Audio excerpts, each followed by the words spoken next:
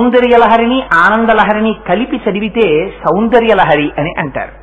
సౌందర్యలహరి అమ్మవారి యొక్క కేశాది పాదాది పర్యంతం. ఎందుకంటే దేవతామూర్తుల్ని స్త్రీలుగా ఉపాసన చేస్తే తల నుంచి పాదముల వరకు చెప్పాలి.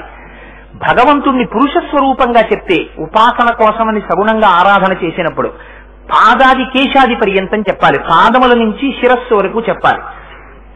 అందుకని శంకరులు మళ్ళీ అమ్మవారిని శిరస్సు నుంచి పాదముల వరకు వర్ణించారు. అయితే ఇక్కడ మీరు గమనించవలసిన ఒక చిత్రమైన విషయం ఉంది. అసలు ఈ సౌందర్యలహరిని రచించినది ఎవరు? ఆ సౌందర్యలహరిని ఎవరు రచించారు అన్న దాని మీద రెండు కథనాలు ఉన్నాయి.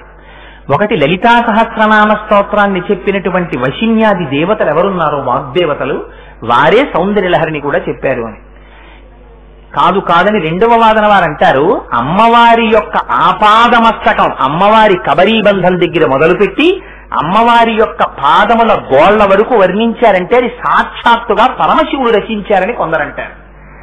అయితే ఇక్కడ చిత్రమైన విషయం ఏంటంటే, అమ్మవారు సౌందర్యలహరిని శంకర భగవత్పాదులకిస్తే నందికేశ్వరుడు దాన్ని బలవంతంగా అందులో 51 శ్లోకాలు తీసేసుకుంటే అమ్మవారు శంకర మళ్ళీ నువ్వు పూరించుకోవట్ని 59ని అనడం ఎందుకు, శంకరాచార్యులు వారు పూరించడం ఎందుకు?